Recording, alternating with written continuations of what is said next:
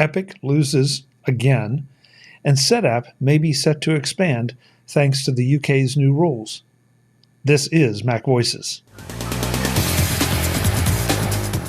This edition of Mac Voices is brought to you by the MacVoices Slack, available to all patrons of Mac Voices. Sign up today at patreon.com/MacVoices. Welcome to Mac Voices. This is the talk of the Apple community, and I'm Chuck Joyner. Folks, this is Mac Voices Live. It's Tuesday night, 8 p.m. Eastern, 5 p.m. Pacific, whatever time that is, wherever you are.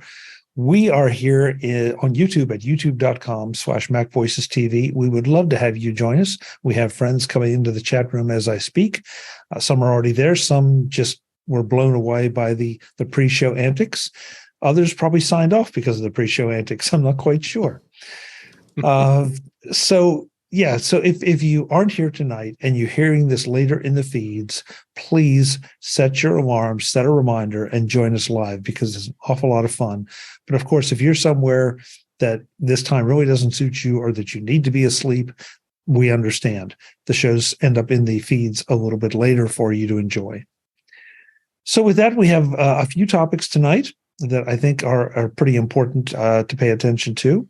And we're just going to go around the room and let you know who's here and who you can expect to hear from. So first up, in his traditional corner at the top of my screen, we have Mr. David Ginsburg. David, good to have you as always. Great to be here, Chuck. Looking forward to some fun tonight, and I'm always looking forward to our great conversations. That's good. Great to have you. I know. Let's see. Eric Bolden is missing a flower tonight. Tonight he's, I don't know. I think he's performing tonight after the show. Eric, good to see you. It's nice to be back from the fair, out of the goat barn, and back to technology. So it's good. Out of the goat barn. You want to elaborate on that? Well, just make him wonder what that means. Chuck, we're out of the goat barn. Yeah. I thought you wouldn't want the details, but okay. So no, I do the calculations for the milking competition where they, take all the goats that enter, the weights of the milk, butterfat content, protein content, multiply it all out to get a score, and sort it out by breed to figure out for each breed of goat who the highest scoring goat is and the overall highest scoring. And I get to use Jim software to do it. So it's really cool. Wow. So this is really interesting to me. I mean, obviously the weight's pretty simple, but how do you go about testing the butterfat concentration and everything else you mentioned? Is it a chemical analysis? Yeah. So you do milk out on Friday, so everybody starts from the same point.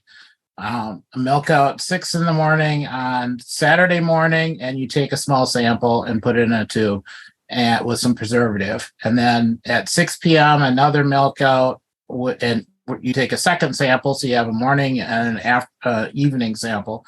Mix all that up in the tube with a little sample number, and then you have 2 poor people drive up north to a lab in the middle of Wisconsin, and lab tech comes in, fires up the machine, runs all the tubes through, spits back a spreadsheet with a bunch of numbers that gets sucked back into Panorama, that adds it to everything else we've done, sorts everything, groups it out, prints it out in a nice chart. Fascinating. I had no idea that those competitions were that complex. Well, it's a lot shorter doing it that way, because otherwise it's a calculator, a pencil, and a lot of pulling out of hair, which is what happened before I got Panorama. And it hasn't grown back yet, but it's getting there. Okay. That is one of the selling features of Panorama. Not only can you keep track of all your data, but your hairline will return. Yes. It's right on the package. So Jim Ray, how do you feel about your software being used in the goat barn? Well, it's something I've known about, and I tolerate it. So it probably won't be making it to the newest packaging of Panorama, is what you're saying. I don't know why not, but yeah, I even slightly modified Panorama for Eric's use in this application. Okay. Well, Panorama, Goat Barn approved. I felt you were saying poor people that have to drive the thing, but it sounds like the lab tech also fits into that has to do this test on Saturday night, also falls under the poor people we should feel sorry for category. Yeah. But they're not driving with no sleep. Okay. They're just getting up early. Unlike the people that milk the goats, apparently. What now this fair is on the outskirts of Milwaukee, right? Yes. Where's the lab is not in Milwaukee? No, it's a couple hours north of Milwaukee. They gotta be in God's country. Seems odd. Well, there's a lot more places that need testing, I not see. in the middle of Milwaukee, because they can do testing for goats, testing for cows. Testing for Want it in cats. a rural area. You don't milk cats very often. Sheep may do. Only once, and you better wear heavy gloves. Yes, this is welcome to Farm Voices. So, Mr. Jeff Gamet is here as well, providing us with his knowledge of cats. Jeff, good to see you. It's good to see you, Chuck. And once again, I am absolutely amazed that you let me back on the show. I strive to amaze you, Jeff, because you constantly amaze me. Constantly. So we had a couple late entrants here as we started to do introductions. First up, in a background that is absolutely stunning, Mr. Webb Bixby. Webb, God, you're all dressed up for the occasion. The background is amazing, and I hear you have some new hardware. Yes, I do. You can't hear me, okay, right? Yes. So, okay, good. Yeah, I mentioned last week that we converted a guest bedroom to an office. Have that, so I have my two new Dell displays. Thank you, Mr. Ginsburg, for helping me get through that process. Nice. And I'm also using a new Insta360 Link camera that's supposed to be tracking me, but evidently it doesn't like doing tracking within Zoom. So, and then the background I'm really proud of. This is actually a photo of a quilt that my wife made. She does a lot of quilting, and this is one that she did. So you look at every one of those little squares, that's an individual piece being sewn together. So, and I'm going to be doing this occasionally on the show just to kind of show off her skills. So that's a quilt that my wife made. So, and I just use it as a virtual background. Webb, that's phenomenal. I mean, how big is the physical kilt? Big enough for a king size bed. Oh, wow. Yeah. So that's impressive. How long does it take her to do something like that? Oh, let's put it this way. I've spent lots of money on sewing machines. So I couldn't tell. This one was very elaborate. So I couldn't tell you how many hours it took her to put this one together. It was not a weekend project. I'll put it that way. So, yeah, I would say so. That's gorgeous. That really is. I thought it'd be a neat background too. So yeah, not just the intricacies, but the colors are so vibrant. So wow. Yeah. Tell her congratulations. Great job. I will. Good job. I may even try to get her up here before the show's over. So yeah, please do. That'd be great. Okay. That'd be great. Yeah, it'd be fun. Yeah. Last but not least, Mr. Mark Fuccio, going compared to Webb's background, Mark, tonight, you're just not making it, man. You chose a black and white photo. What is the black and white photo? Again, it's a Sonoma theme. We'll quiz the audience right away. Here. It's a Sonoma theme. This was used in a very prominent movie. Cowboys and Aliens. No, I'll give you another hint. It's on the Pacific Ocean. Has anyone heard of Pacific Bodega? Rim? But Bodega Bay and Alfred Birds. Hitchcock's movie, The Birds. The Birds. Ah, Oh, okay. Okay. Yeah, that's the background. That's the school that they went into, and then the church they went into for for additional protection. So there's another variation of Sonoma themes. I like still it. waiting for the OS to be released. Very creative, Mark. Betas Very don't creative. count. Yeah, You are anxious for that Sonoma to come out. I'm just waiting. I have plenty of other ideas, so we can. Good. Oh, and Jeff, your two references, pathetically, I know them both. I've seen both Excellent. movies, so yeah. So we're going to start out with a story that is a little bit disturbing, and I think it's almost a warning God, out what there. I do. No, not yet, Jeff. No, we'll get to that later. This is from Ars Technica. SanDisk's silence deafens as high-profile users say extreme SSDs still broken. This has been kicking around for a while. SanDisk allegedly did an update to them that fixed the problem, and according to Ars Technica, it did not fix the problem. And this kind of thing scares the daylights out of me because these are the kind of little drives that you would use for everything. They're priced very attractively. They've got great capacity. The form factor is great. They're bus powered, so they're the kind that you just throw in your pack and you have storage. And apparently, things are being lost on them. Mark has a picture of one. I actually have one, but mine is not. I have one right here. Prior generation that's not affected by this. Okay, Dave, hold yours up again so folks can see it. Yeah, I have one too, but I don't have it in my hand at the moment. Yeah. I have a dead one right here. So You have a dead one, Webb. yeah. Recently dead, or No, it's one that I used to carry around in my backpack, and I plugged it in one day and just quit working. So I won't mount up. So okay. Well, that may not be Ouch. then related to yeah, this. it might not be. I don't think it is. So. Yeah, but just the idea that you could be counting on these drives. So if you have one of these, pay attention to anything that SanDisk is putting out in the way of updates or patches, and maybe do a backup, or just, I hate to say put it on the shelf, but just be aware that your data is in danger theoretically. And it does seem like, unfortunately, that SanDisk has been, as the article title says, has been sort of quiet on this and not really addressing this as aggressively as you would think one would. So I mean, does anybody else have any reaction to this? I'm just really disappointed because these are highly profiled. I know David and I, and maybe Jeff too, have picked them on our holiday gift guides as great little drives.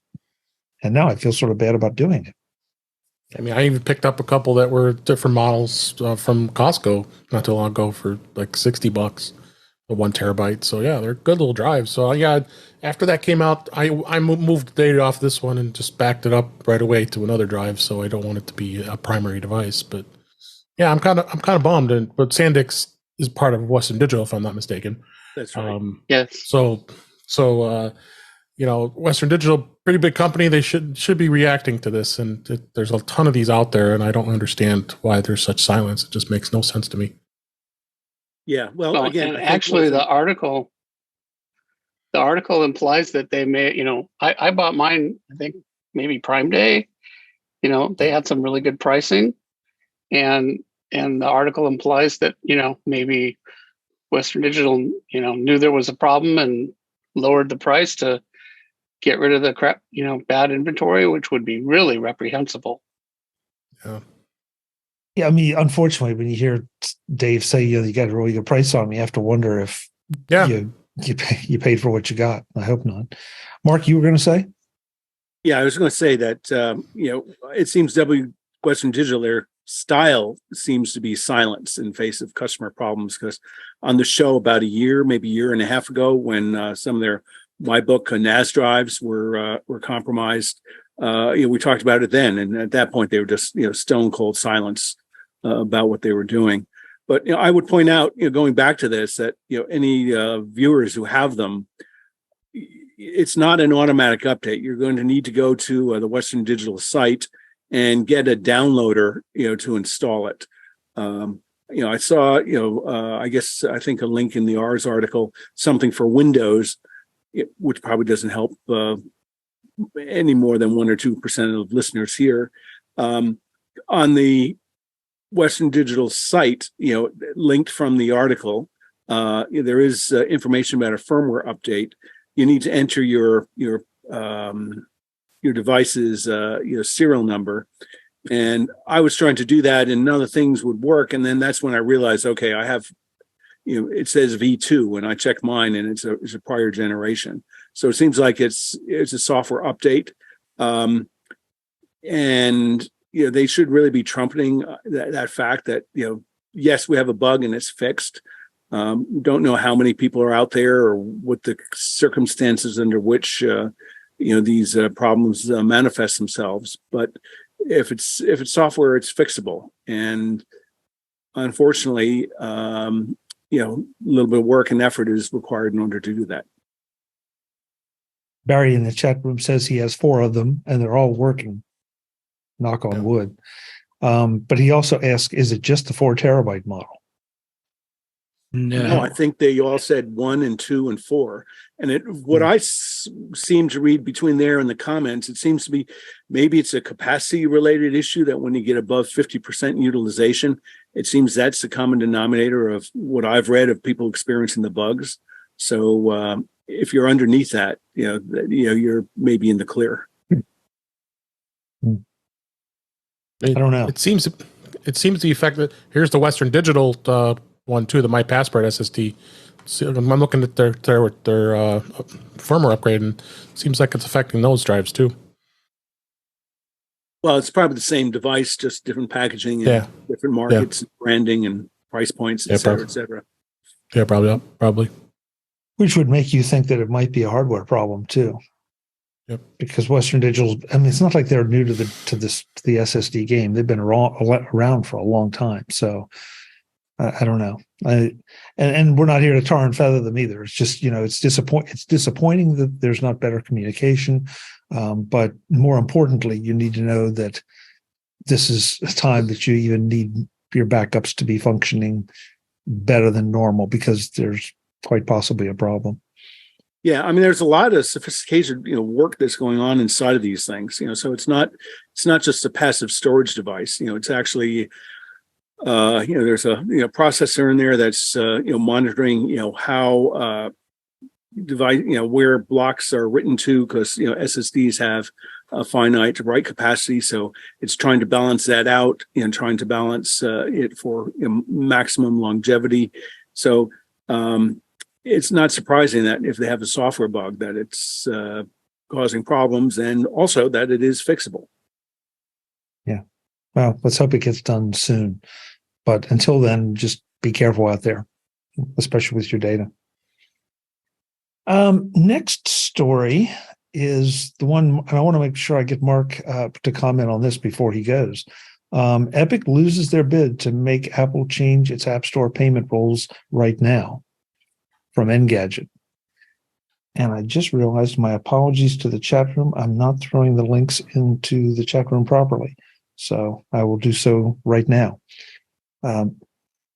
So, we've talked plenty about Epic Games here and their apparent crusade against Apple.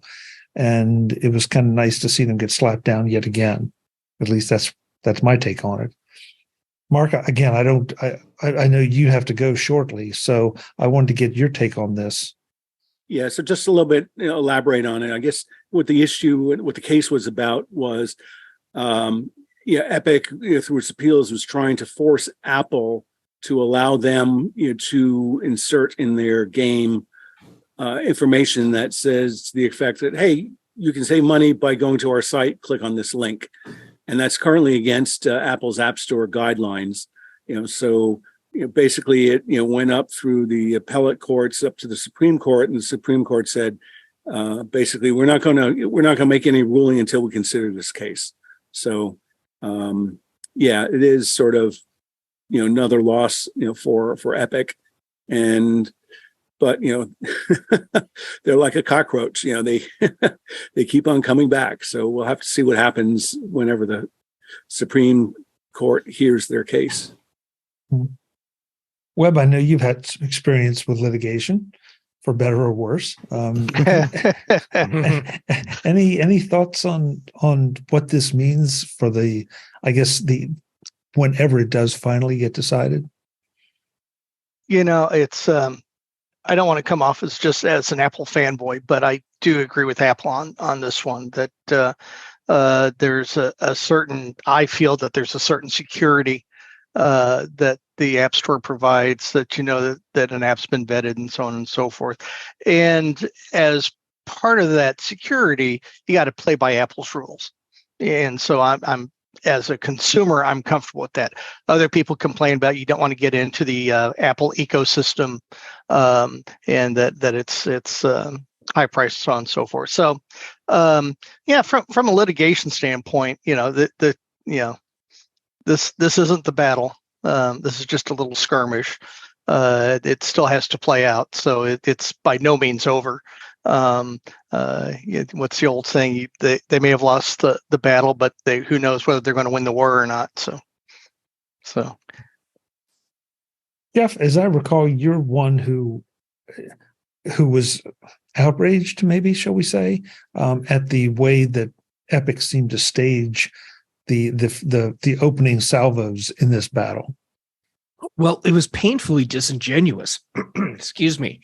Because what Epic wanted to be able to do is exactly what Apple and Google do, which is take their own 30% cut of what's sold through the store, through their 15. own store. 15. And or 15, whatever, depending on anyhow. But the point is, they wanted to do exactly what Apple and Google do. And so they called out Apple and Google and said they're the bad guys here because look at what they're doing, when all along what they wanted to do is to be able to do that themselves. And that's when you're going for a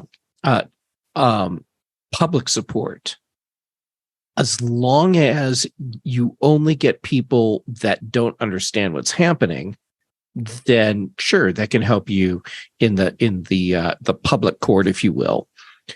But I think a lot of the people that would be directly impacted by this understood what Epic really wanted to do, and that didn't help their public perception. And so now here we are. And as far as the whole Supreme Court part of this goes, the U.S. Supreme Court has not agreed to hear the case yet, have they? I believe they have. I believe this was. They're sending it. This back. part was for the injunction, right? Yes. Okay. So there's so many cases; it's hard to keep up on everything. And yeah, my guess is that Epic is going to end up in a similar position to a lot of other companies in the near future, where they have the US version of what they do to sell on mobile devices, and then they have the EU version of what they do, and the EU version will be where they get to set up their own store and do exactly what they wanted to do in the United States. And then in the US, they'll have to go through Apple and Google stores. How's that going to work? I mean, is Apple going to have to then have multiple stores or multiple rules? And what's to prevent me from, what's to prevent someone from the UK turning on their VPN and looking like they're from Utah and buying an app?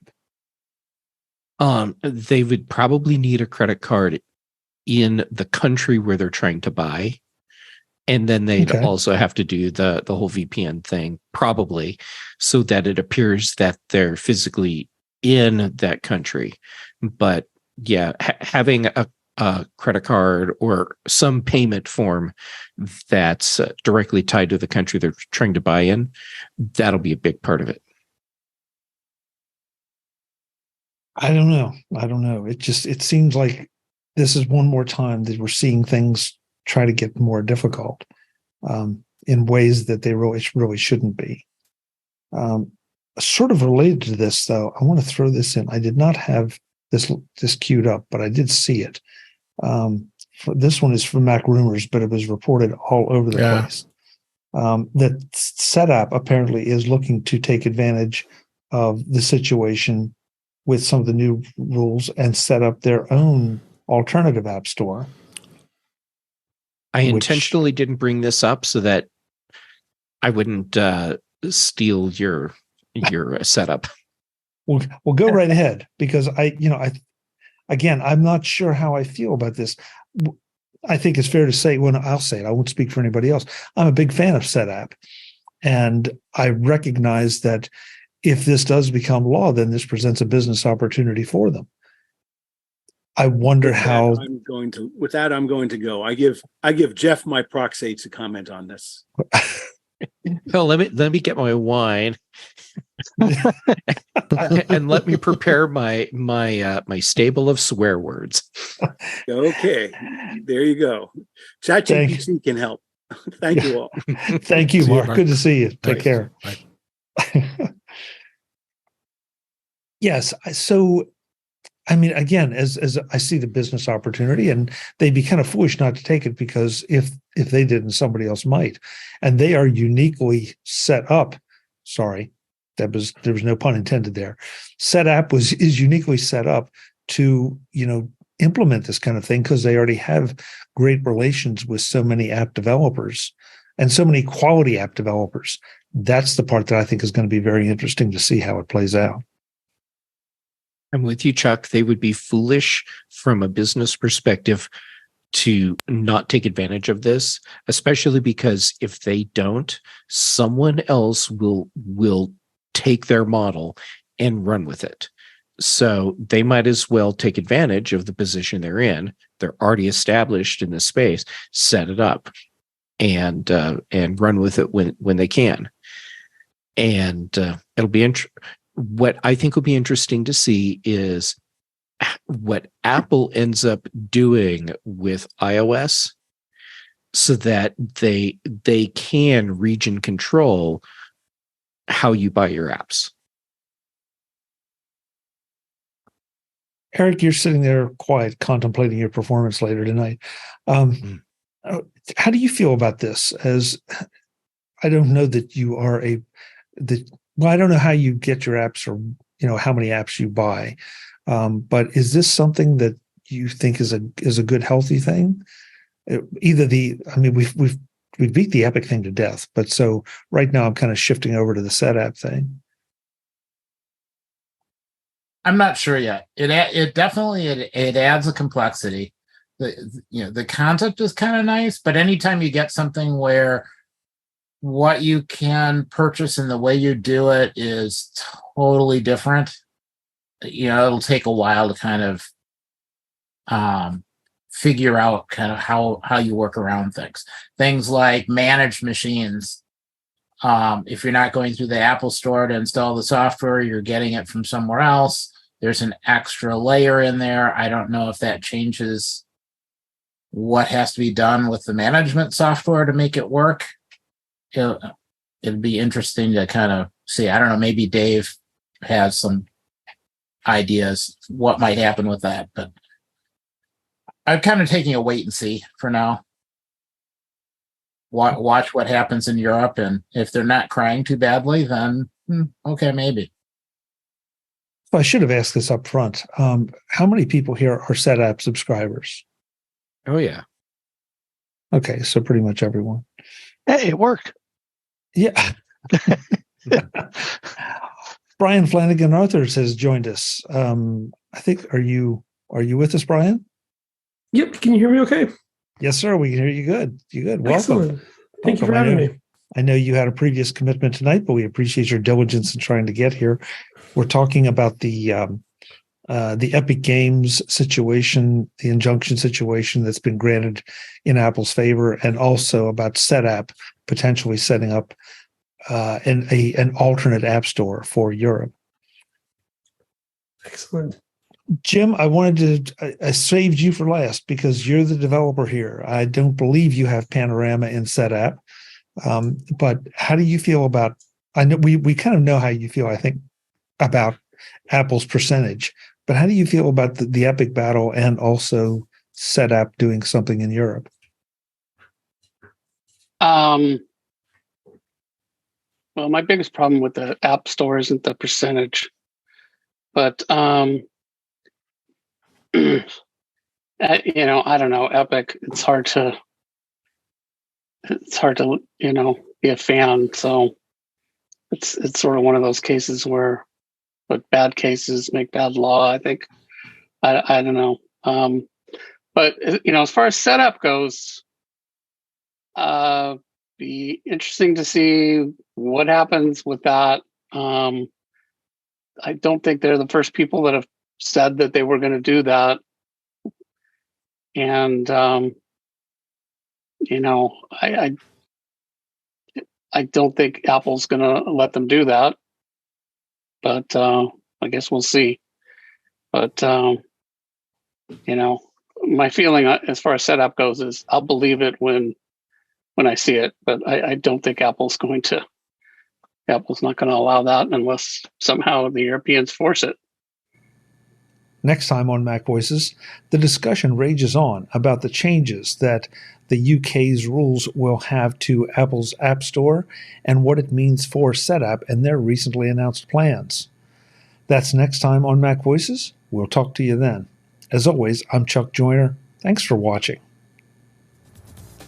Visit MacVoices.com for show notes and to connect with Chuck on social media.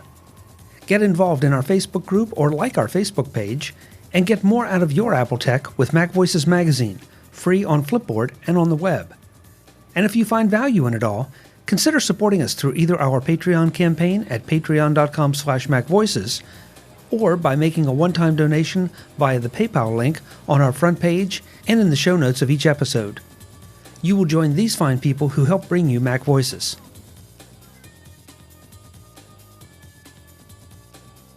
Advertising handled by Backbeat Media at backbeatmedia.com. Bandwidth provided by CacheFly at cachefly.com.